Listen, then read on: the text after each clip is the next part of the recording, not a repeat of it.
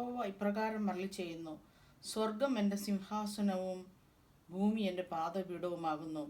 നിങ്ങൾ എനിക്ക് പണിയുന്ന ആലയം ഏതുവിധം, എൻ്റെ വിശ്രാമ സ്ഥലവും ഏത്? എൻ്റെ കൈ ഇതൊക്കെയും ഉണ്ടാക്കി അങ്ങനെയാകുന്നു, ഇതൊക്കെയും മുളവായത് എന്ന് യഹോവ അരുളിച്ചെയ്യുന്നു.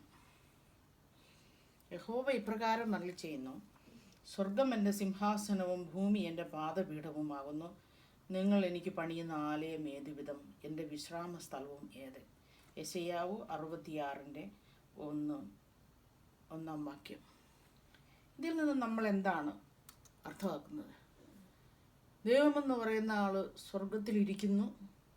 അവൻ്റെ സിംഹാസനം സ്വർഗത്തിലെ, അവനിരിക്കുന്നത് സ്വർഗത്തിലെ, കാല് ഭൂമിയിൽ.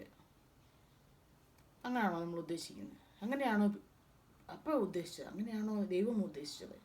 അങ്ങനെയല്ല. സർവജ്ഞാനി സർവശക്തനായ ദൈവത്തിന് സ്വർഗത്തിലിരുന്നു കൊണ്ട് ഭൂമിയിൽ നടക്കുന്ന എന്തും കൺട്രോൾ ചെയ്യാൻ കഴിവുണ്ട് എന്നുള്ള ആശയമാണ് ഇതിലൂടെ തരുന്നത്.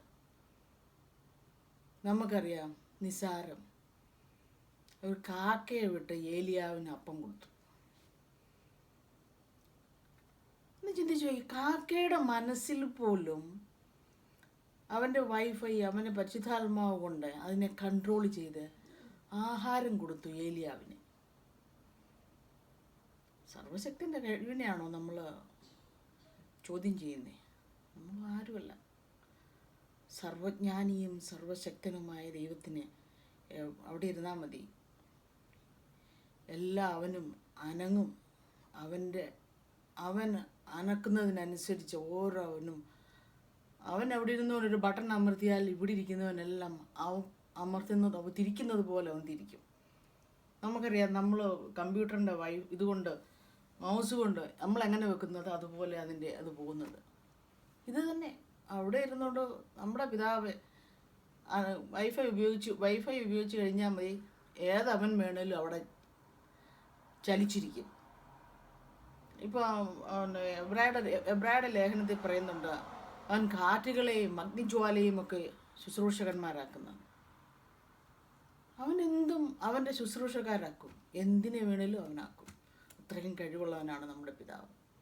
ആ പിതാവിനെ മനസ്സിലാക്കാനായിട്ടാണ് അത് പറഞ്ഞത്. അതുപോലെ തന്നെ നമുക്ക് പിതാവിന് ഇവിടെ ഭൂമിയിൽ ആലയം ഉണ്ടാക്കാൻ പറ്റുമോ?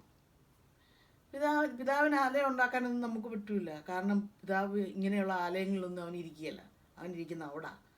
അവൻ ഇങ്ങോട്ട് വന്നു കഴിഞ്ഞാൽ നമ്മളെല്ലാം ഇല്ലാതാവും. പിന്നെ അവന് നമ്മൾ ആലയം ഉണ്ടാക്കുന്നത്. അതുകൊണ്ട് അങ്ങനെയുള്ള കാര്യങ്ങളെക്കുറിച്ചൊന്നും ചിന്തിക്കരുത്. അവൻ്റെ അനന്തമായ ജ്ഞാനം, ഏറ്റവും സർവവും ചെയ്യാൻ ശക്തനായിട്ടുള്ളവൻ, അവനെക്കുറിച്ച് നമുക്ക് തീരെ നിസ്സാരമായ കാര്യങ്ങളൊന്നും ചിന്തിക്കണ്ട. ചിലർ ചിന്തിക്കുന്നുണ്ടോ അവനങ്ങ് ഏറ്റവും വലിയ ഭൂമിയിലങ്ങ് അടങ്ങുകയല്ലെന്ന്. അങ്ങനെയൊന്നുമല്ല.